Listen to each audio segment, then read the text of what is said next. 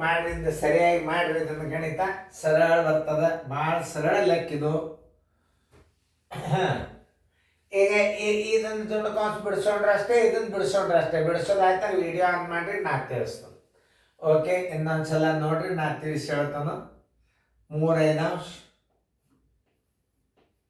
Plus 1/5 minus 3/10. ಇದರದ LCM ಎಷ್ಟು ಬರ್ತದ ನೋಡ್ರಿ. ಇದರ ದೊಡ್ಡ ಅಂಕಿ 10 ಅದ. 10ಕ್ಕೆಲ್ಲ ಅಂಕಿಲೆ ಭಾಗ ಹೋಗ್ತದೆ ನೋಡ್ರಿ. 5 2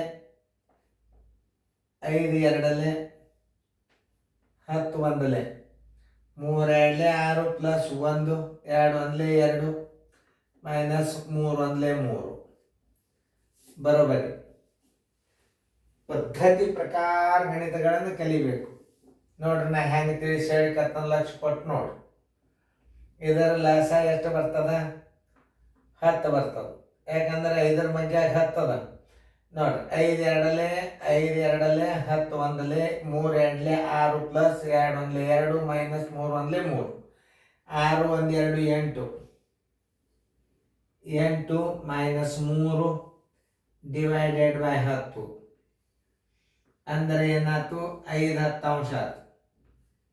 ಇರಲಿ, ಇದರ ಉತ್ತರ ಅಂತೂ ಬಂತು. ಇದನ್ನು ಕನಿಷ್ಠ ರೂಪಕ್ಕೆ ತೋರಿ. 5 1 5 2 ಬರೋಬ್ಬರಿ 1 2 ಬಂತು ಇದ್ರ ಉತ್ತರ. ನೆನ್ಪಿಟ್ಕೋರಿ. ಇದರ ಮಧ್ಯಂತರ ಚಿಹ್ನೆ ಗುಣಾಕಾರ ಅದ. ಇದು ನೋಡ್ರಿ, ಇಷ್ಟು ಉತ್ತರಕ್ಕೆ ನೀವು ಇಟ್ಕೊಂಡು ಬಿಡ್ರಿ. ಆಮೇಲೆ ಅದನ್ನು ಹಚ್ಕೋತಿದ್ರೆ ಹಚ್ಕೋರಿ. ಈಗಂತೂ ಇದ್ರ ಉತ್ತರ ಅಂತ ಇಷ್ಟು ಬಂತು. ಆಮೇಲೆ ಈಗ ಇದನ್ನು ತಗೊಳ್ಳೋಣ. ಈಗ ಗುಣಾಕಾರದ ಆಮೇಲೆ ಉತ್ತರ ನೋಡೋಣ. 36 46 45 ಸಾರಿ. ಭಾಗಾಕಾರ ಇದ್ದದ್ದು ಗುಣಾಕಾರ ಚಿಹ್ನೆ ಹಾಕಿದಾಗ ಏನಾಗ್ತದೆ? ಇದು ಗುಣಕ ವಿಲೋಮ ಆಗ್ತದೆ. ಮೇಲೆ 5 ಆಯ್ತು, ತೆಳಗೆ 16 ಆಯ್ತು. 5 1 5 9 9 1 9 4 4 1 4 4 4 4. ಇದ್ರ ಉತ್ತರ ಎಷ್ಟು ಬಂತು? 1 4 ಬಂತು. ಈಗ 1 4 ಬಂತು. ಇದರ ಉತ್ತರ ಎಷ್ಟು ಬಂತು? 1 2 ಬಂತು. ಇದು ಗುಣಾಕಾರ ಚಿಹ್ನೆ ಹಾಕಿ ಬಿಡಿಸ್ಬಿಡಿ. 1 2 ಇದ್ರ ಉತ್ತರ. ಮಧ್ಯಂತರ ಚಿಹ್ನೆ ಗುಣಾಕಾರ ಅದ್ರ ಉತ್ತರ 1 4 ಬಂದದ. ಬರೋಬ್ಬರಿ 1 1 1 2 4 8. Answer is equal to 1 8. ಉತ್ತರ ಸಂಖ್ಯೆ ಎಲ್ಲದ ನೋಡ್ರಿ, ಎ. ಹಿಂಗೊಂದು 2 ಸಲ ನೋಡ್ಕೊಂಡು ಬಿಡ್ರಿ, ಗಣಿತಗಳು ಬಂದ್ಬಿಡ್ತಾವ.